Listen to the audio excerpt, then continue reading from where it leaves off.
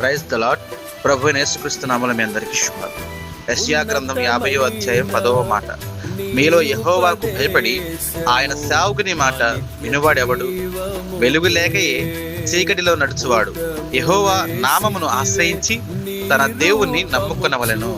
ప్రియమైన దేవుని బిడ్డలారా, దేవుని మాటకు భయపడి దేవుని వాక్యాన్ని మనం గౌరవించి ఉపదేశాన్ని అందిస్తున్న సేవకుని మాటకు లోబడి మనం జీవిస్తే, అక్కడ వెలుగు లేకపోయినా కూడా మన చీకట్లో నడిస్తే ఆయన వెలుగు మనపై ఉదయింపజేసే దేవుడు ఆయన మన తోడుగా ఉండి నడిపిస్తాడండి.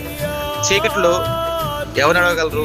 కానీ అటువంటి చీకట్లో కూడా ఆయన వెలుగు మనకి తోడుగా ఉండి మనల్ని నడిపిస్తుందండి.